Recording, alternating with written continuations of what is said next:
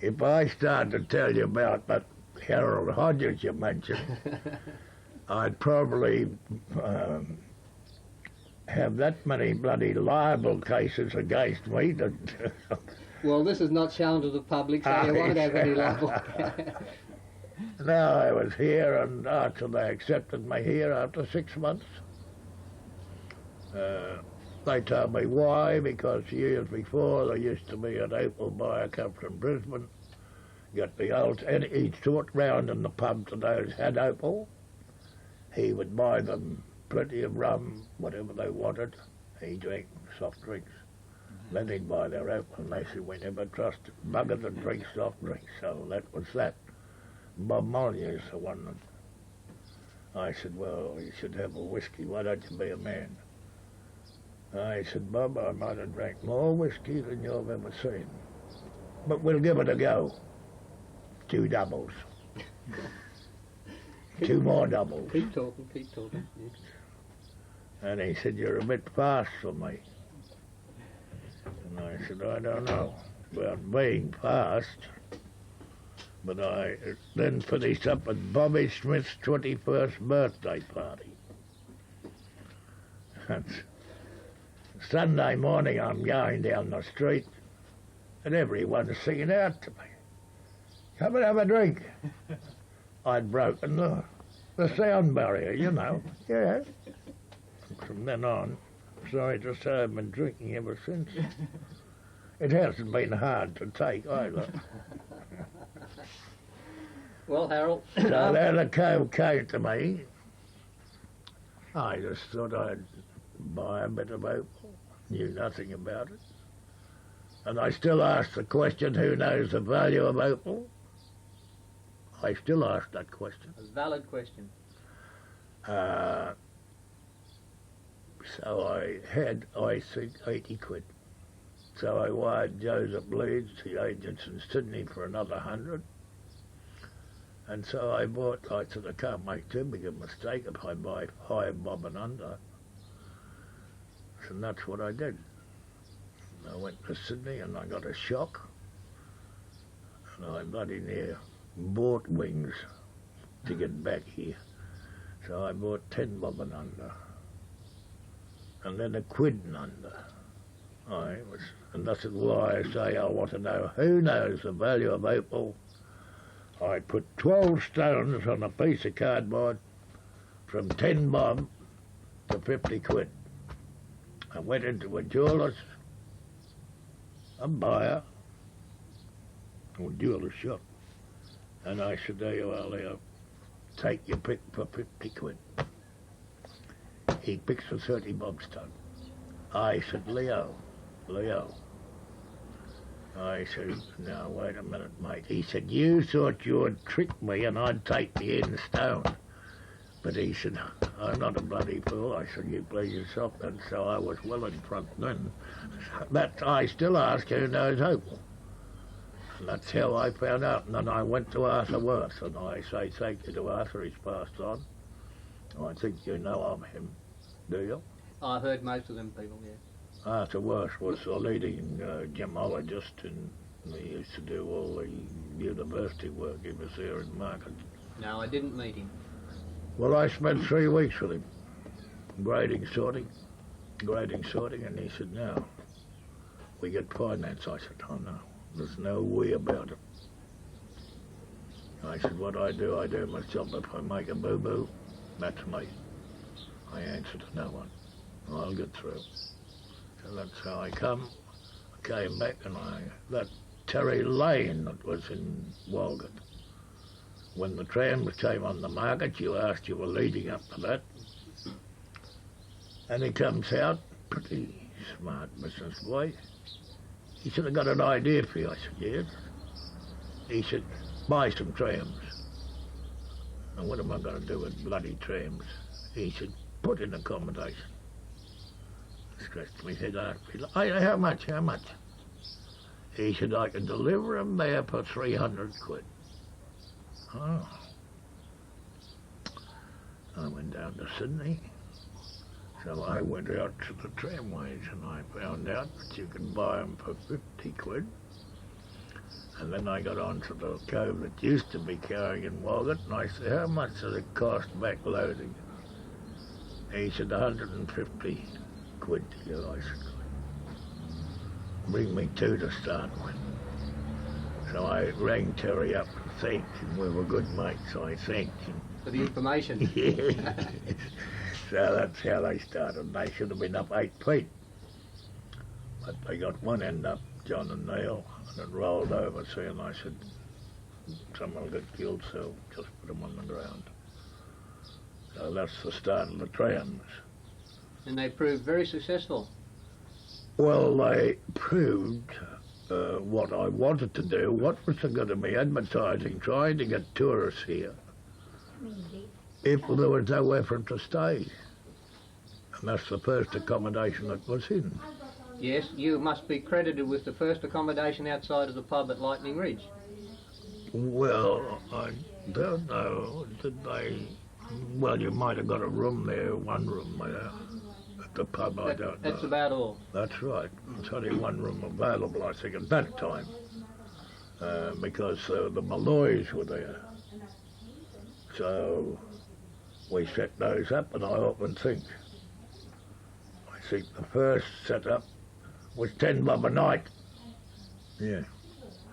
Then I found that wasn't a paying proposition, supplying all the linen and what have you, so I put it to £1 a night, and she stayed at £1 a night for a long time. And it makes me very proud to say that a lot of people have been through there that we've helped, or Debbie did. Unbeknownst to me, I had books to keep. She used to put in the goddamn money. Now, I truly tell you this, the new Australian boys that have stayed here, gone bad, some of them have been away 2 years, some 3 years, they've come back and paid.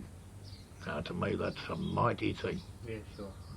Excellent. It made life worthwhile. That's the way I look at it.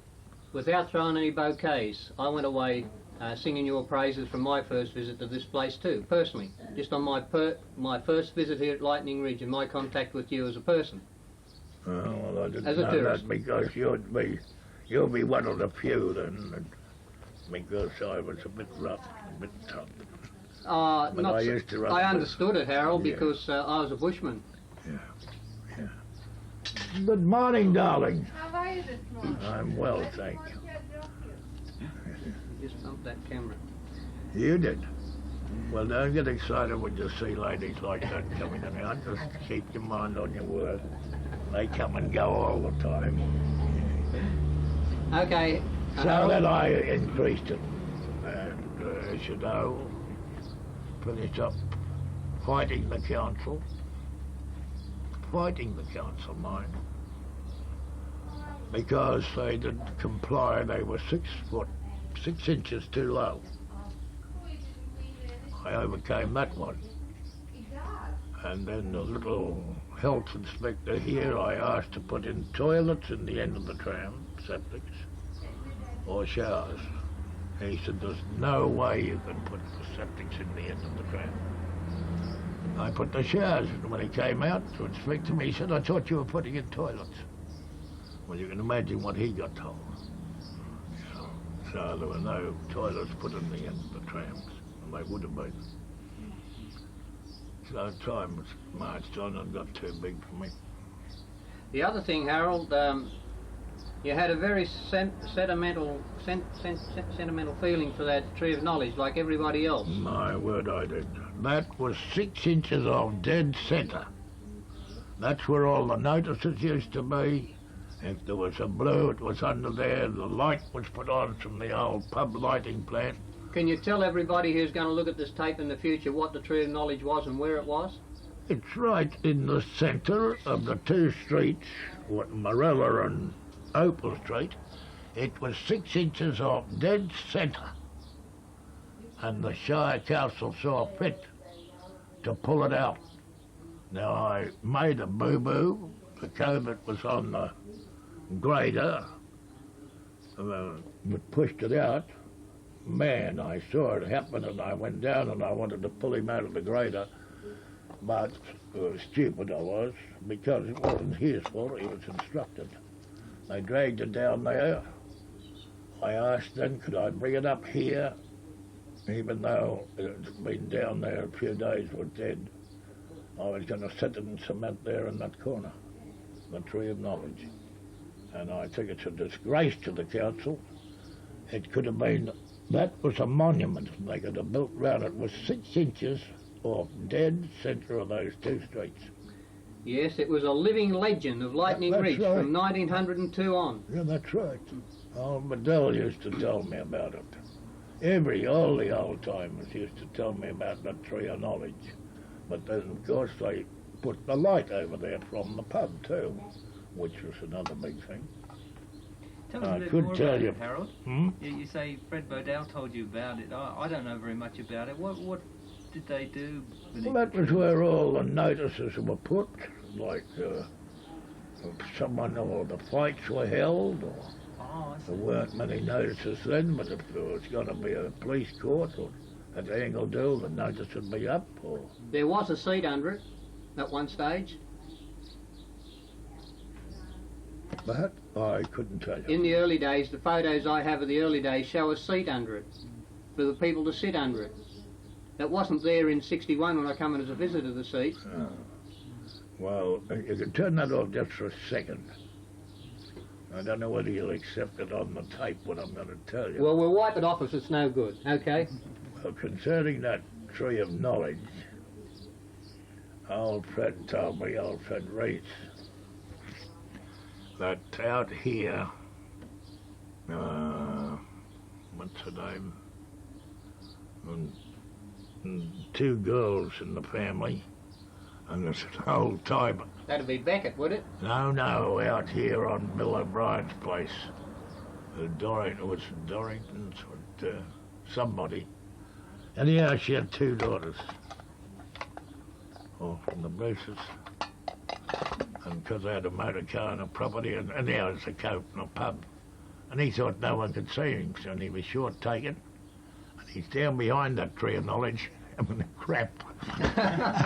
And they went along, and she made the girls turn. Old Fred said, turn up the street there. They couldn't look at it. And he thought he was hiding behind that Tree of Knowledge. He said, that's the truth. Well, it's been used for many things. I'm sure the dog's done the same thing. Yeah, but I mean, that'll go, and I can believe it too. It's all a part of history, so I don't see why it should be wiped off the tape. That's right. And another point that I'm going to find out about now, that old stool that used to be in the pub. Now, that was there for years and years. Then they put it outside, and then they disappeared. Now, I found out before this guy took over, when Henley got it, it was put down in that cordial shed. Now, I say that, too, should be back in that hotel or on the veranda. Sure. Underneath, where the old-timers can sit.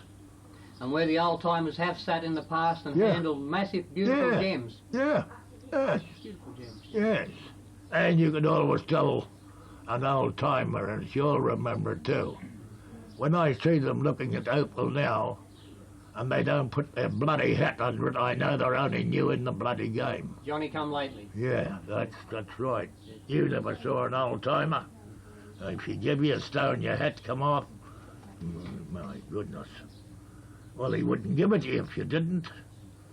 Harold, I would suggest that when you come here to live, the amount of families that's left now in Lightning Ridge, you'd probably count on your hands. Yeah, sure can. And on my hands and feet. You've been here a few years before me, but there's still not that many.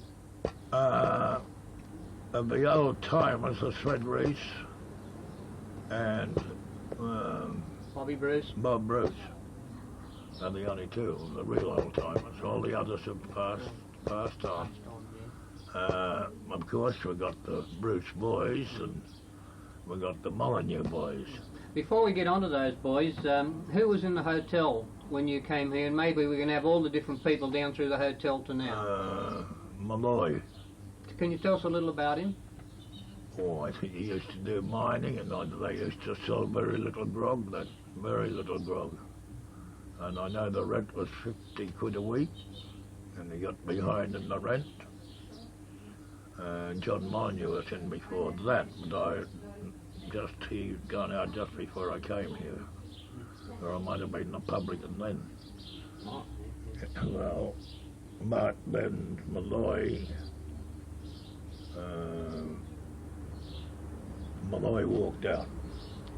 Brian came up, wanted to lease me the place. I said no. I went to Parks and I suggested to my mate, a bookmaker, I foresaw something here, and I said, we buy it. Will you buy it? I couldn't buy it. And at that time I could have bought it for 12,000 quid. He said, buy it. I went to O'Brien again in Sydney, and he said it's 14,000. So I said to Clary, this bludger, he said, doesn't matter, if you foresee it, buy it for me. So I left it 2 or 3 weeks, and he let it to that sweetie pie, I can't think now. Skeets? No, before Skeets. Go. Oh no, they were here 2 years. It'll come to me. But at that time, you possibly wouldn't know it, where the bank is now, those 2 blocks of ground, I secured that for a miners' club in my own name. Came back, this was just when he came. Alan Goyne was the publican that came, and we'd held a meeting, George Bowles, Molyneux, MacArthur. I said, well, there's the 2 blocks of ground to build a miners' club. To hell with old O'Brien, no relation of these O'Briens. I said, and I think I've got about 700 quid to put up a temporary building. Well, this guy said, look, it's the last chance, give us a go. So I let the blocks of ground go. They just settled the meeting and said, oh, well, we'll give him a go. And the blocks of ground, I let them go, and that was that. So Alan Goyne went on with the understanding when he was leaving, I'm not utilising myself, but he didn't have money, and so I gave him the money to buy his Christmas beer. He was on cash. With the promise that if he was going out, he would tell me. He had a row with O'Brien, and I heard nothing about it. Yeah. So that's what you get for being... Yeah, sure. Now who come in after him? Skeets. Skeets got it. He got it he rented it. Then I started to buy it again, and it went from that 14,000, it went to 16, 18, and I said to hell with him, and 2 other cows told me, they said you can still go on with it. They'd been up here. And the last offer was 18. They said you can pay him the 18. When I went out, he said, no, there's 20. I got a man interested. And they said, well, give it to him. Go straight back out. He was playing Skeets against one against the other. Skeets got to 21,000 quids. Quids, yeah. And who was after Skeets? That chap from Walgett who had the tyre service, wasn't it? No.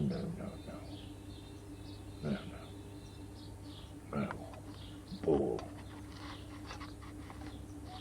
took over after Skeets.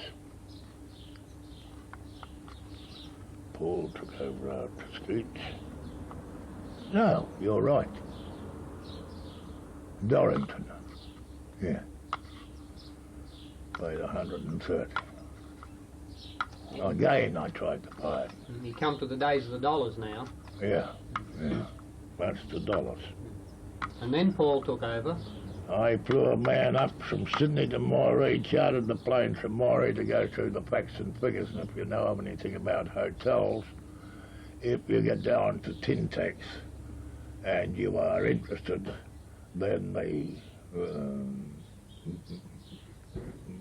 licensee gives you the right to go to his solicitor and get the full facts and figures of his trading, etc., etc.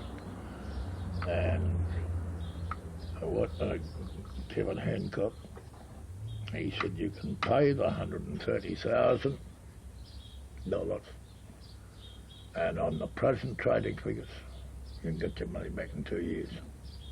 But everything happens for the best.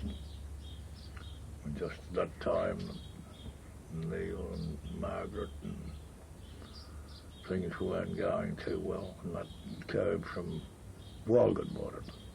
What was he in it? 4 months? Yes, 4 months. For 40,000. That was each got. What was Paul's second name? Paul, when Paul brought off him, what was his second name, his surname, for the record? For the record? Well, I can only tell how he signed the papers, old fellow. Papa Pilatus. Right, correct. That's as the papers are signed. I'm not saying you've asked to. All we're trying to do here, Harold, is run That's right. the various people who've had the hotel up to the present day. That's all we're interested in. Yes, well, why are you so interested in the hotel? Because Oh, we'll well, go back to the first when Malloy was there. Yes, we'll do that after. All right, then there was Paul. And old Ray Jacombe, if you remember, Paul went fat in the Foodlands and the Black Opal. Old Ray Jacombe helped him out with one proviso. If the hotel came on the market, but he and Paul were to buy it in partnership. When it came onto the market, Paul left old Ray out and took that Pilatus in, and his wife. She's a businesswoman. Hard as nails. If ever they go to screw her down, I'll guarantee if they miss the wood, the bloody screw won't go into her. Yeah.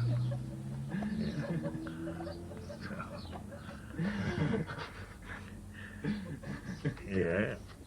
And then they got into it, made a little company, and so you realise what had happened then. There was a bit of an upheaval and one thing and another, and so they leased it to that Henley. That was at $1,000 a week. And of course you know what happened there. Well, then they leased it, they put in Tom as a manager. Yes, Tom Paul Henley. And that boy did no wrong, Tom Dunford. But in my book, he's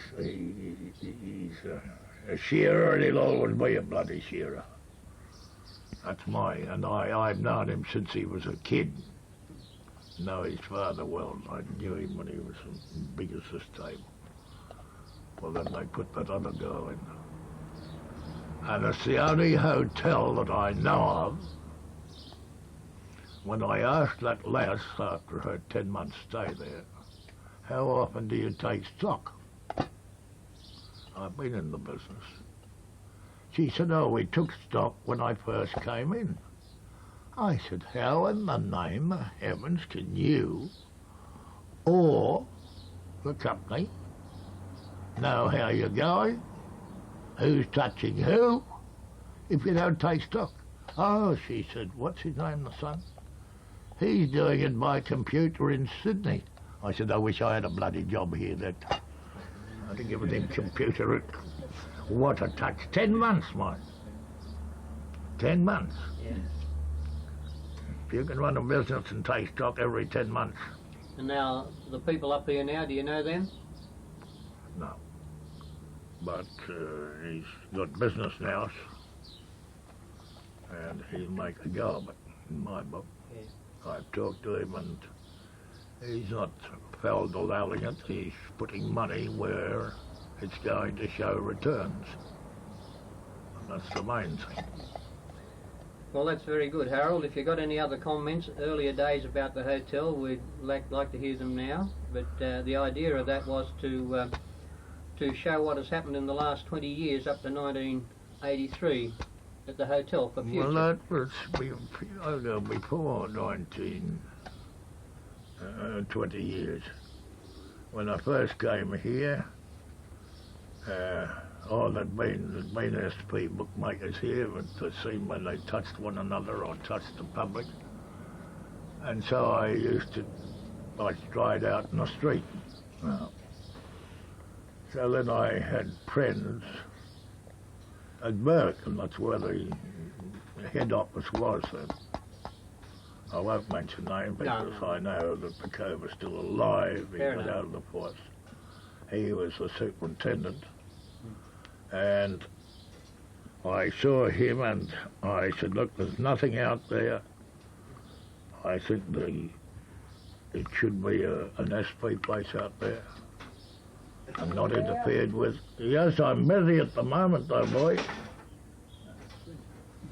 I'm busy at the moment. He's busy. All right, let him come. Let him come in. Let him come. And I said, yeah, righto. I said, he said, yes. You can bet off. And that was a minute. No, that's his chair. That's his chair. That's the boss's chair. There you are, boss. And so I bet on there always in the corner of the hotel. And they came and... I don't know what I can't see, you know. You can see. So they pinched me once. But they made a boo-boo. Now just a minute, boys, sit down. I'm going away. I've been here 3 times yesterday and nobody but me hour. Yeah, well, I can't help that, you know. I know, my boy, but what I mean to say... Well, you know, I'm here now and I want to... I'm not worrying. I know you're not. 1. Don't make a mistake and give me 10. 2. See if that one got to get a number 50 on it. Yeah. You does? Oh, Yeah. that's right then. Thanks. All right, well, I'm going back, mate. Okay, you're mad to worry about it. Thanks, boy. No, but you see, I drew it for you, yesterday, you see. Yeah, well, it was a You funeral. see, I wanted to go and see my son the other day, and it was holiday. I went up to the bank to draw some money, and I couldn't get in. Nobody was there. And but my old mate got some money, so I come back and I got the money off him, and I went to Narrabri, see? Yeah.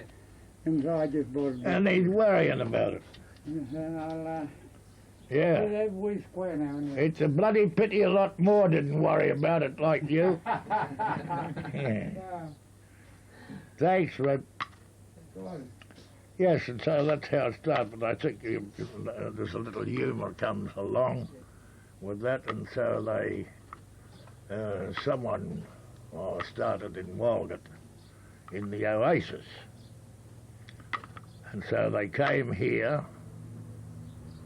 The super had moved from there, so they came from Burke and lumbered me.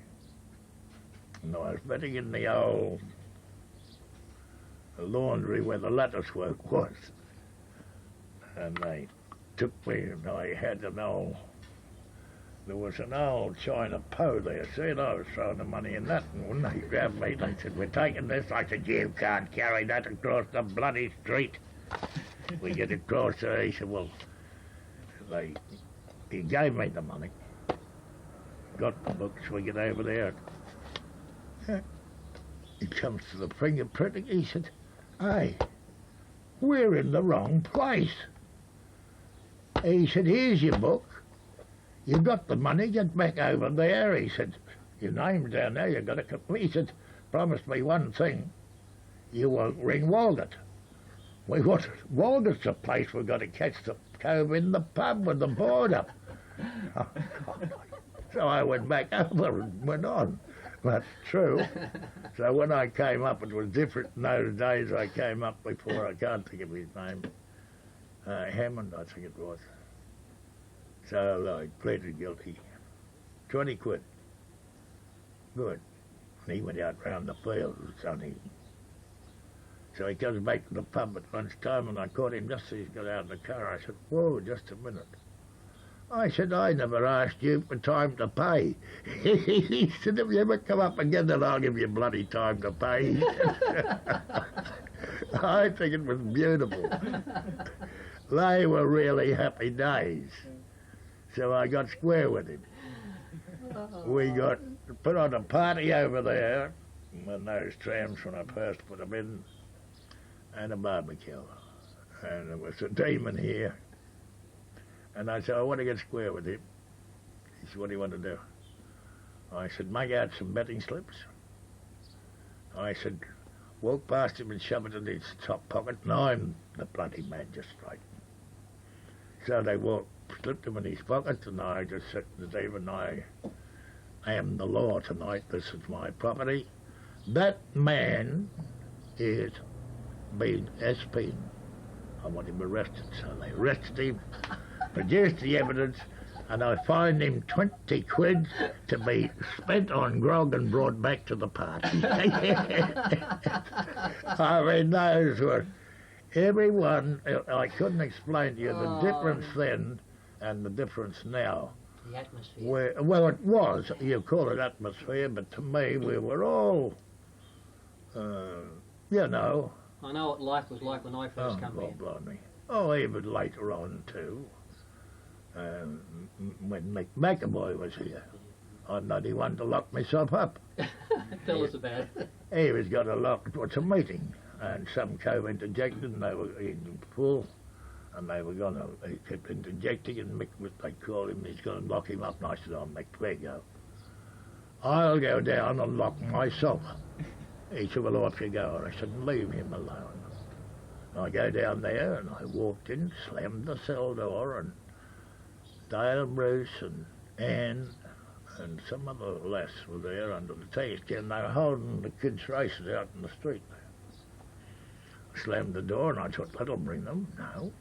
So I, bloody hot in there, so I pushed the door open and went round and told them what had happened, and so they decided they'd hold a court there and then.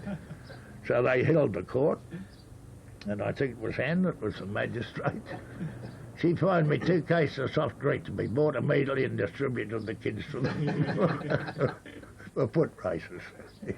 Tremendous. Well, I mean, those are little things that, you know, you made your own.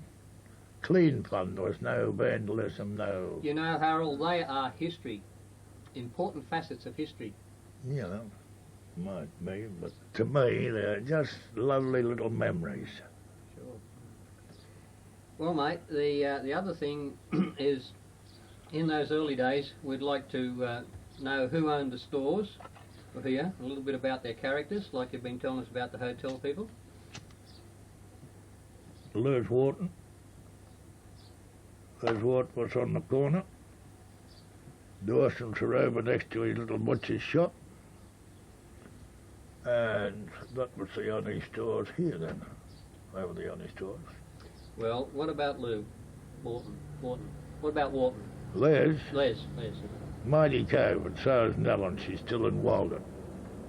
Les was a mighty cove, but he liked his beer just as much as I did. Yeah. And, but I think the funniest thing he told me, another little thing that you don't forget, was the Graham boys up here. He used to ride the bikes down, as you know. There was a time the king died, and Queen Elizabeth was took the throne. So Les said they're in bed. They used to sleep on the veranda, and they came out of the pub, full as bulls. They couldn't ride the bikes home, so they laid on the concrete there. He said, they're talking, and you know how they used to talk and argue, and George said, well, we've had a few drinks to see her on the throne, but there's one thing worrying me. He said, fancy having a lump of a bloody girl as our new boss. Listen, I'll never forget it. A lump of a girl as our new boss. Yes. What about the postmistress then? That was Dot Melville, wasn't it?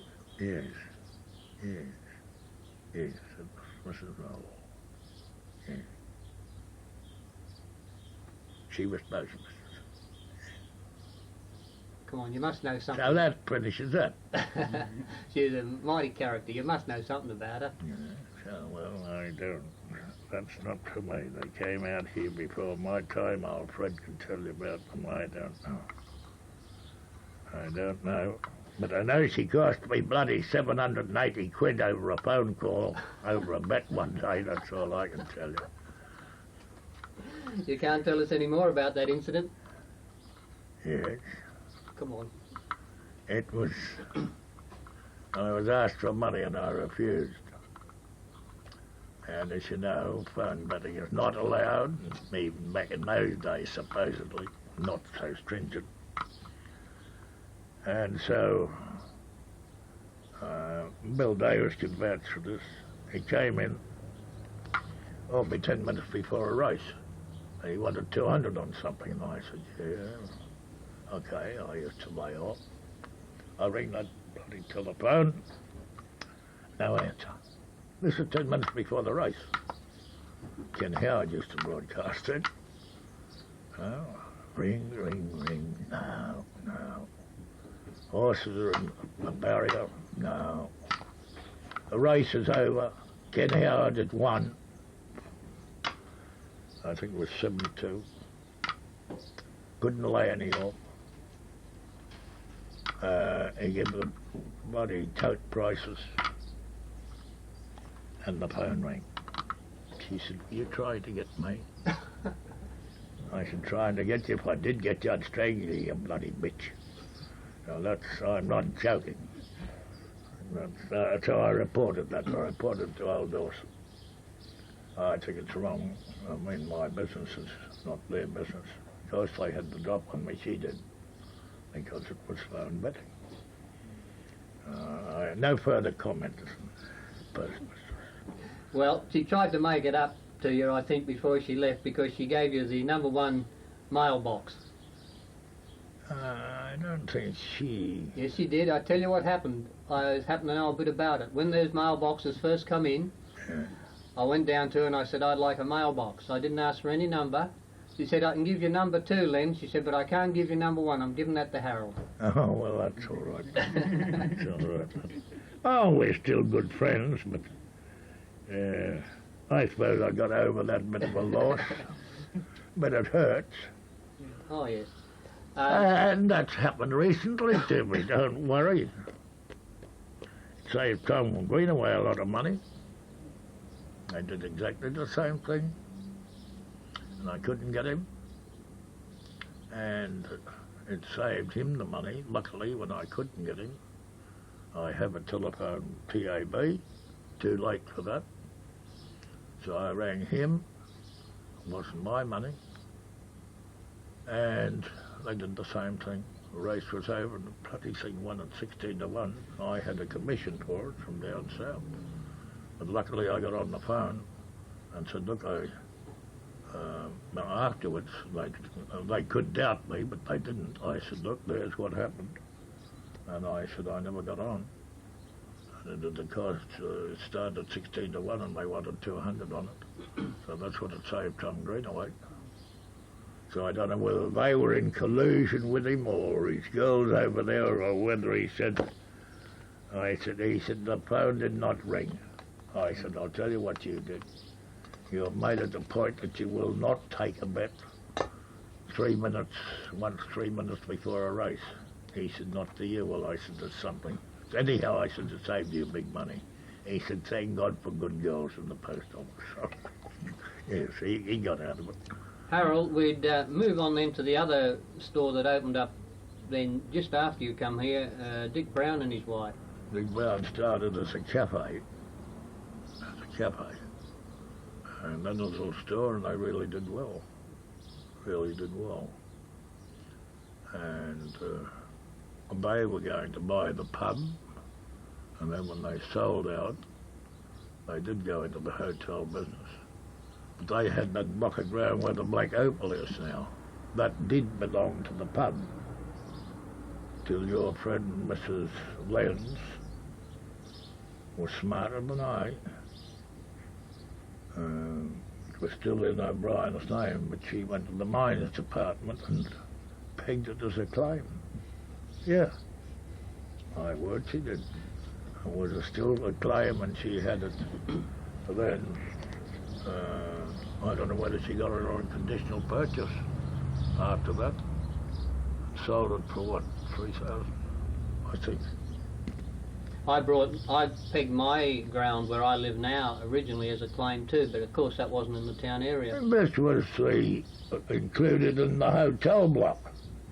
But Brian, I offered him 800 for it. No. And the next thing she had it pegged in as a minus claim. Well, everything happens for the best. If I'd have got that, I'd have put something there and it would have been too close to the pub. That would have been bad. Well, I think we've covered reasonably well. One thing you missed that I've seen in the early part, people, miners get opal here like old Jack Phillips. One I remember is hang down your head Tim Dooley on that stool. At that time opal wasn't here, but it's a really good stone. He sold it for 600 and something quid. He came in here and he never left this pub. He bought a kerosene refrigerator right out of that, but it never got out to the bloody 9 Mile. He sat there, he used to sit on the stool drinking, and he'd head down and he'd be singing that song, Hang Down Your Head, Tim Dooley.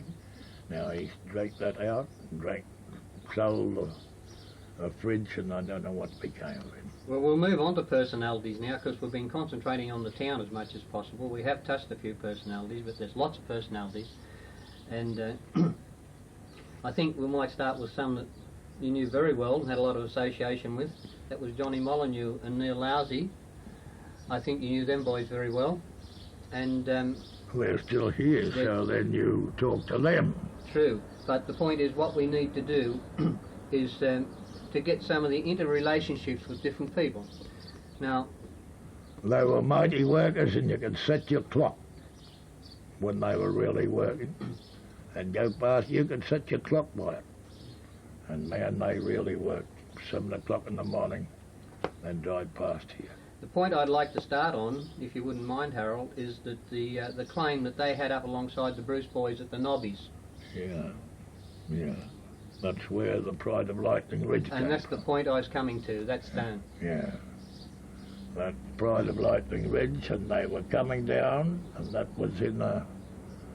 They may have a different story, but they were coming down was too early. And they said, oh, it's too early to go to the pub, we'll just knock a bit out of this pillar. And that's where the Pride of Lightning Ridge came from. Brought it to me. I said, how much? I think it was 16 carat. John said 1,200 pounds. Yeah. I said, no. I said, I want to create a record with this stone. I said, leave it to me. And he said, we're short of money. I said, well, okay, here's 400. Just trust me with the stone, and I intend to break all-time record for Lightning Ridge, and it'll boost. And I took it to Prouds, Doug Jack and Fred Johnson, you know them. And I left it there. And I put $100 a carat on. 100 pounds. Oh, £100. No, I didn't. I put 2,000 on it. That's right. £2,000 a carat. No, 2,000 quid for the stone.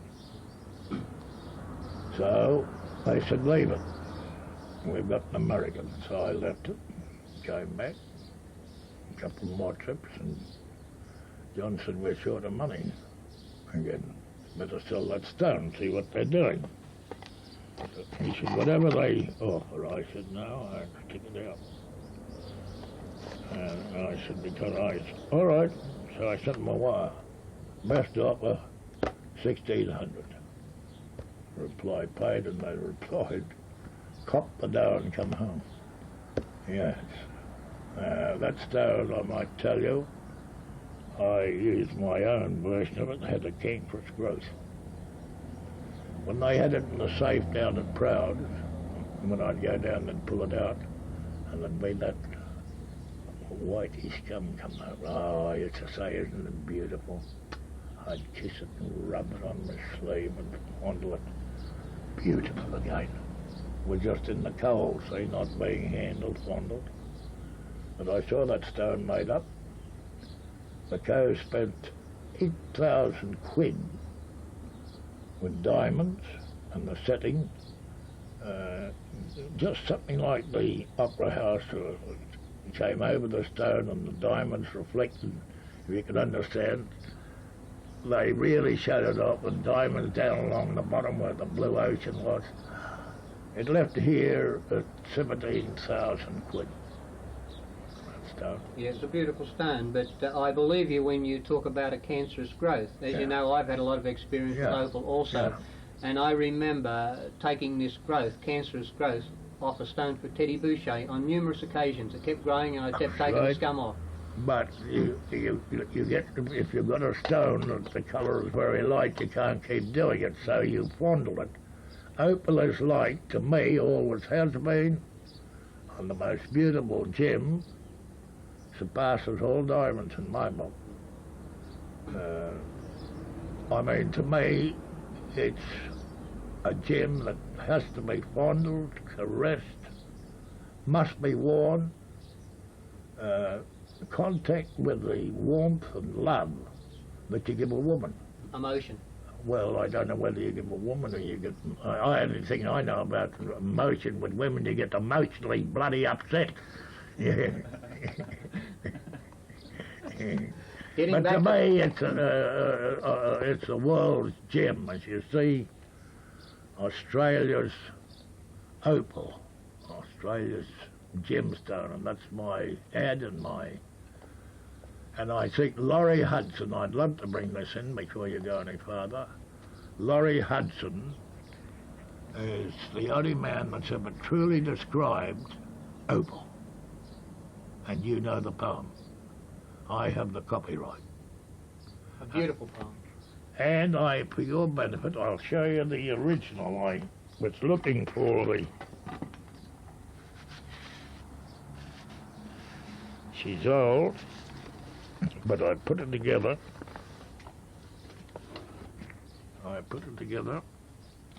Is that the original that he actually done? That's the original. And look, it was such old, and I put it together. That's the original writing. There's his name. And that's the original. And I have the copyright now. I have an oil painting of him. That's a valuable piece of material. That is a true description of opal. That needs to be put in glass and preserved. Well, it was rolled up, folded up 4 years back. He gave it to me. You know, you don't value things in those times, and now... That's of historical value. Yes, I might do something with it. I might get a photostat of that, even though it's torn. It won't matter, I don't think, because that is the original of when he wrote it out. I've heard it put to verse and music, and it's very beautiful. Well, I hope that they're not putting it to music, because I'll be in serious trouble. I'm negotiating now, so... This was a long time ago. Yeah. Because I'd be in serious trouble. I had to pull Rabina up because I used it, and I said, well, I'd like you to have asked me, because I'm negotiating for something else, you know. So that's that, but I would like to mention Laurie Hudson. I say that is the truest description of opal that one could ever have. And that's there, you've seen the original. The original. And we have it on film there. Okay, now, before we leave this view... You have what on film? just holding that there so we can see. You can't read it, of course, but we held that up in front of the camera so that people could see that you had the original in your hands. Oh? That's what we held it up there for the camera to... Oh, thank you for telling me that. Thank you. I didn't know that's what you were holding it there for. I thought you were doubting me and looking there in the metal light to get his bloody signature. Oh, righto, righto, righto. Yes, Harold. Well, if we hadn't have done that, it would be only your word against a piece of paper laying there, wouldn't it? Yes, that'd be right. This good stone that the boys got, the pride of Lightning Ridge, before we pass on from that stone, the colours of it, the predominant colours. It was like an island setting. The sun was setting out. There's the sun, the sunset over, I think it was 3 or 4 palm trees. It's where it was on the beach. It's throwing, and at the bottom it's the shape of a halfpenny. And the sun is setting there, and there's the palm trees, and here's the blue ocean, and that was the shape of it. It's what we come to know as a picture stone. Yeah, yeah. Which is very valuable. Well, to me, it was one of the nicest stones, I say. It doesn't matter if they wore it all the time. I hope they fondle it, whoever got it. Because otherwise that cancerous growth would keep coming in them. Now, the boys that work alongside them, the Bruce boys, did you have much association with them and the opal they got up there? Oh, a little bit, yes, a little bit. They got a lot of opal. Tried to advise them to forget they got it and buy a property. Even went to their father, and he said you couldn't talk to them, they got no bloody brains, and I believe him now. And what did they do? Squandered it. If they'd have invested it and gone on mining. But anyhow, it helped to build up King's Cross, so that's some good they did. Have you any rough idea, in those days of values, what they produced? What you heard? You've been in Lightning Ridge, what did you say, 20 years? Yeah, 20 years. I'm not trying to No. Well, I'm going to answer your question. When I hear something of what someone got and what they sold it for, I divide that first by 4. I add 0.1, and then I divide that by 10, and you're bloody close to what they got. That's my opinion. After you've done all your multiplications, what did you come up with? I came up with the Bruce boys, I'd say at one stage in those days, got 27,000 quid in one walt. I said, Eddie, no, I'm not quoting it as actual facts, but it's as bloody close as no jokes. And then they used to come back and put in 2 hours and get a stone, and away they'd go again. Great life. Yeah. They'd just finished when I'd come to Lightning Ridge. Yeah. Teddy Boucher took their claim over. Yeah, Teddy worked hard too. And I seen some of the opal that he got from that claim, and I would have to say the green-orange opal that I seen from there is the best I've ever seen in my life. Well, that's a big statement, because I've seen a lot of opal. I think some of the 9 mile opal. I'm referring to green-orange only.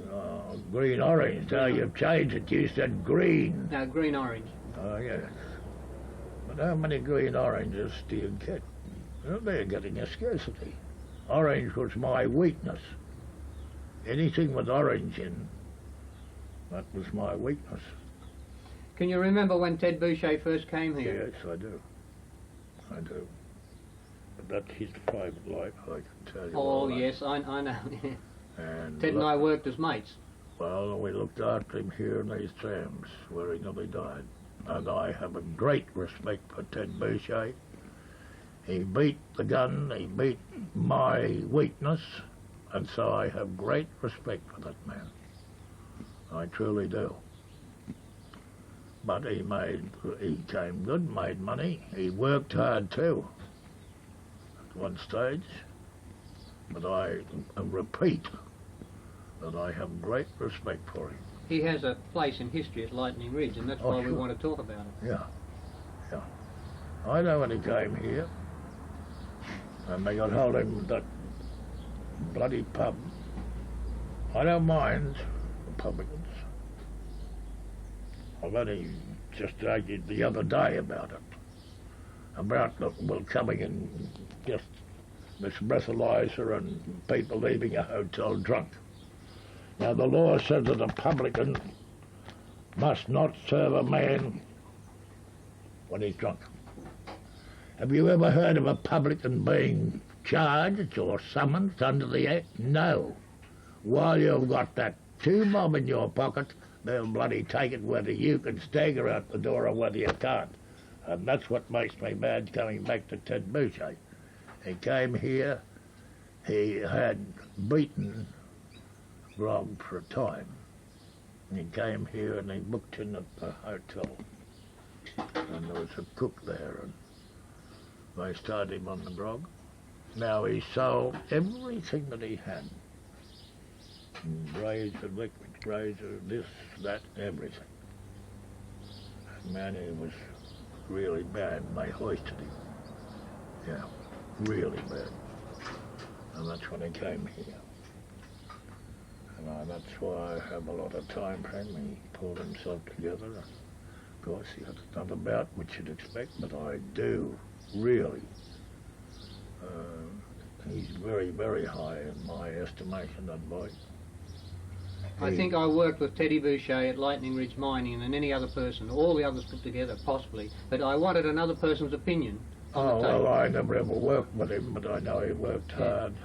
And he was an honest man. Very honest. Honest man. I didn't do a great deal of business with Teddy. We did business because we were both buying, and it's pretty hard to buy and sell from one another, but we used to do so. But I speak very highly of Teddy. I don't know where he is today or what he's doing, but wherever he is, I wish him luck. He's doing well. There's another character, and a very character who will come back very sharply to your mind, I'm very sure. Is Paddy O'Hara.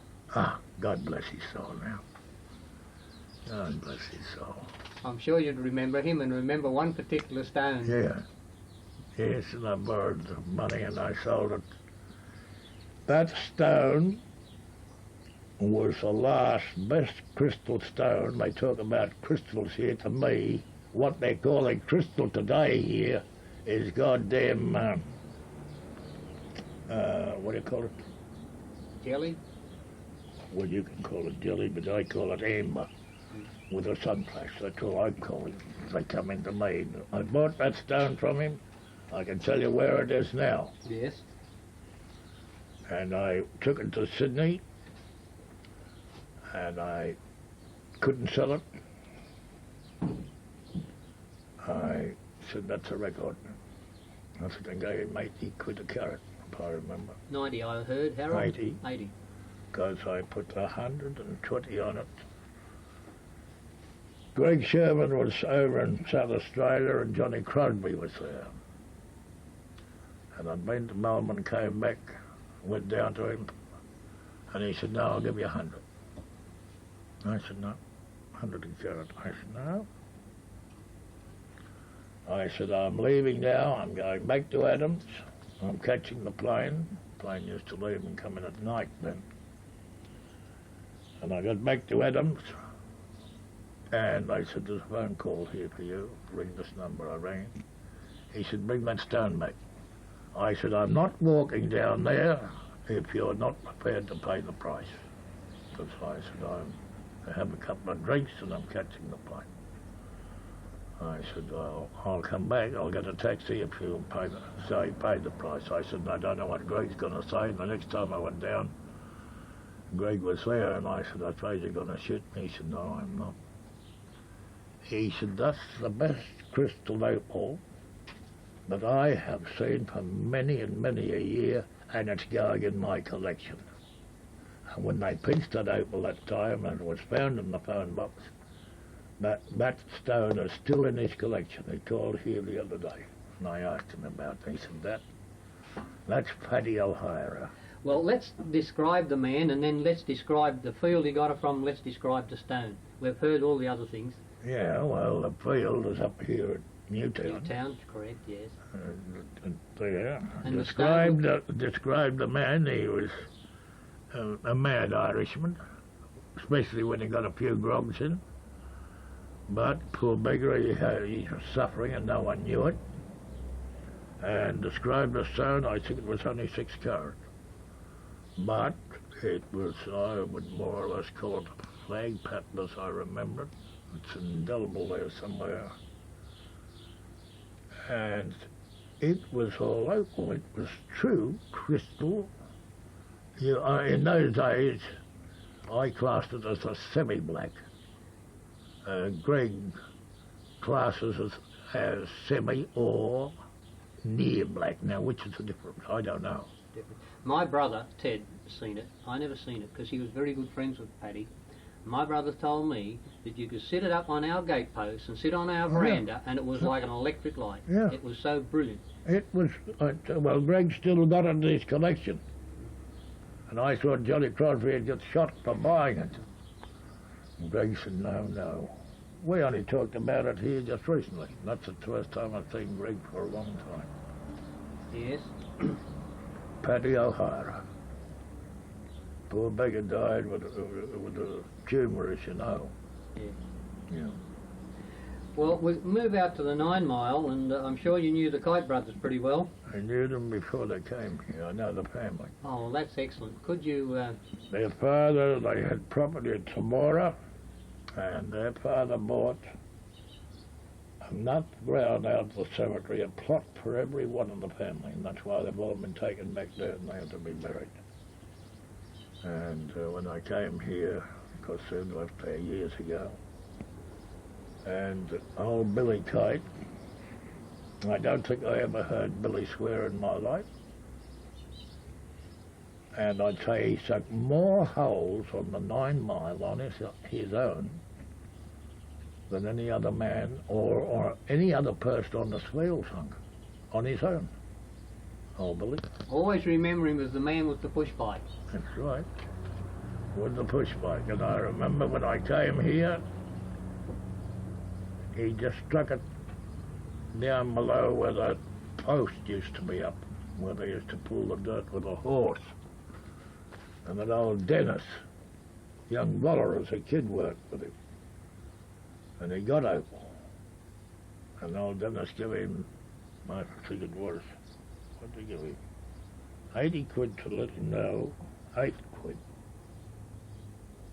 to let him put a load of dirt through the puddler. And so when he got it out, he came in and he bought old Billy a case of wine. That's when he was ratting the bloody claim. Yeah, darn kid. I threw a gallon of petrol down that claim. I thought it was a secret, but there were a lot of mosquitoes down that claim. And I threw it down, but it had leaked out. And he told someone he was watching. He was 200 yards away in the car watching me do it. Like, likely to be no more. And I know we traced 3,000 odd worth that he sold. Old Billy had done all the work. God bless him. Yes, his brother, Polly. Polly. Yeah. Polly didn't do as much work as old Billy. Polly used to take his time. But he mined anyhow. But they should have finished with fortunes. But they didn't. And the other brother, which is still alive, Luke. Shirley. Sure, he wasn't a brother. He wasn't a brother. No, he's nephew. Nephew. Oh, I'm with it. Yeah, well, Luke. What about Luke? Luke didn't do much work here. Luke didn't do much of that. Luke's Shirley's father. Oh, I see. Yes. No, Luke. Well, I never had much. He didn't do much work here. Now again, I tried to get that hut preserved out there at Billy Kite's. Just push it away. Yeah. I said I'll buy it, I'll fence it, and what did they do with it? Tragedy. To me it is. And to all those who's interested in the preservation of Lightning Ridge. Well, now you can have a, oh no, you needn't have a spell because I found one bloody cigarette that's made. But I'll tell you, it frightened me yesterday when they told me that's what old Gordon died from, cigarettes. So when it from the cemetery coming back, I said, I made up my mind I'll give up smoking. If it's going to kill him, it might kill me. But I'm taking them back on again this morning. You showed one thing, Harold, you can give it up any time you like, haven't you? Yes. Well, I'll put that down for the minute. Yeah, you can leave it down.